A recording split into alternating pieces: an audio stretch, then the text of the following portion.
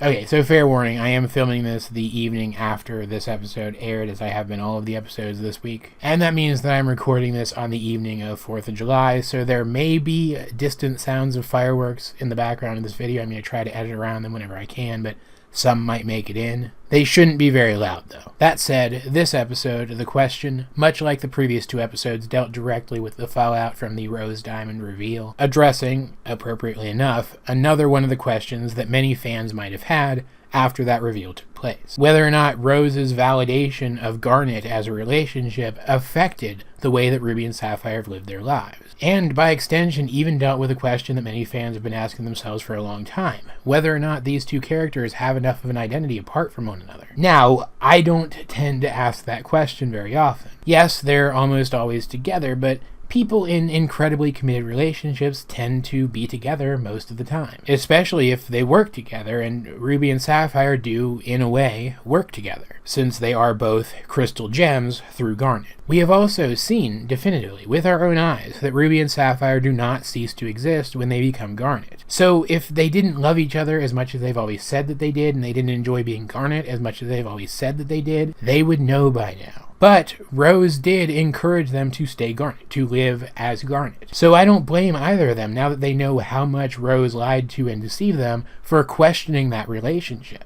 I just never expected it to end in any result other than the two of them getting back together. It picks up immediately after the previous episode. Steven and Amethyst follow their lead to where Ruby might be and find her chilling out with Greg. Ruby has told Greg who Rose really was, and the two of them have been talking things out. Greg coming to the conclusion that I think most fans expected him to, that he fell in love with Rose at a very specific time in her life, just like she fell in love with him at a very specific time in his life, and that he doesn't care about the rest. But their talk has also helped Ruby realize that she doesn't have much of an identity apart from Sapphire. That she loves Sapphire and she loves her relationship with Sapphire, but she doesn't really know who she is as her own person, as a true individual. And I entirely understand why they chose to tell this story from Ruby's perspective. Because Sapphire, being as rare as she was, did a lot of stuff very independently. She was a very solitary gem, especially compared to Ruby, who was partnered with other Rubies the moment that she was born. So of course Ruby is the one out of the two of them who is going to have an identity crisis about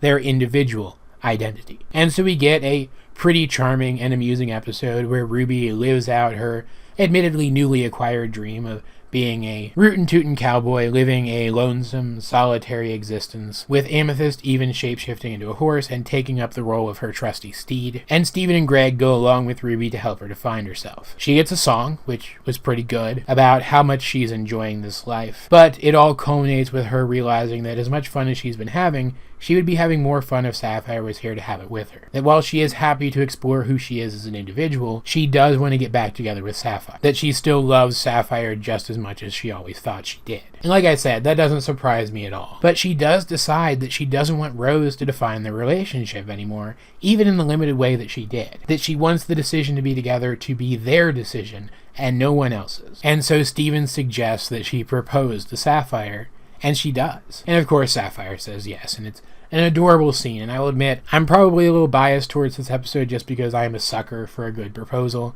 and this was a really good proposal. It was very well staged, very visually impressive, very dynamic, the animation on it was great, and the proposal itself was very well worded. And it really did end up feeling like the perfect resolution to this very short arc of these two characters being apart. And it is in part thanks to Steven's support, which I think is very interesting considering who his mother was. We saw in a couple of the flashback episodes how much Rose took Garnet's existence for granted, and so I'd actually bet money that if something like this had happened when Rose was still around instead of Steven, that she would have pressured them to get back together and fuse back into Garnet again as soon as possible. That she wouldn't have been concerned with supporting Ruby's individual desires. And yet, in contrast to that, Steven did support Ruby as an individual, despite the fact that he was genuinely terrified that he would never see Garnet again if Ruby enjoyed her solitary life. He felt a very selfish desire to get the two of them back together so that he could see Garnet again, and I think that's a desire that Rose would have shared. And I don't think that Rose could have put that selfish desire aside and helped Ruby the way that Steven did. And so assuming that I'm right about that, assuming that I have read Rose's character correctly,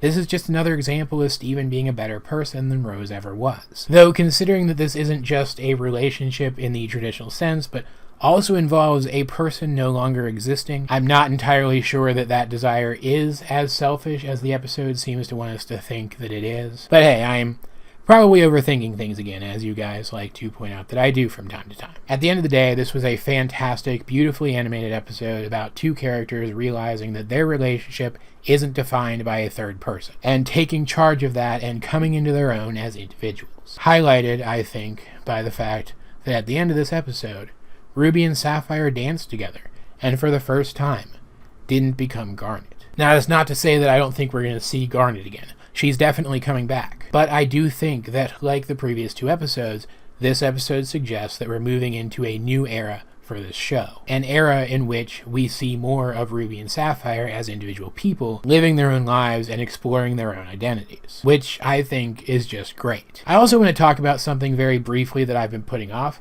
talking about, but I think this is probably the time to do it since I don't expect it to come up again until something else really exciting happens. And I do expect the next episode to be something of a reprieve. But during this brief arc, with Garnet gone, Steven very conspicuously, effortlessly slipped into a leadership role of the Crystal Gems. And he has proven himself to be good at it, to be a good leader, concerned with the people he leads. I've been saying for a long time that I think we're coming to a turning point where the roles of the Crystal Gems start to shift and Steven becomes their leader with Garnet as his second in command. This could very well be a precursor to that, and if it is, I'm really excited to see it happen. It's also worth mentioning that the comic relief in this episode worked really well for me too, even better than the comic relief in the previous episode. Amethyst was on point in this episode. In fact, everything about this episode was really on point. But as per usual, guys, I'd like to know, what did you think of this episode if you have seen it? Let's get a discussion going in the comments section down below or over on my Discord, link in the description. But either way, this has been AJ22 and I will talk to you guys later.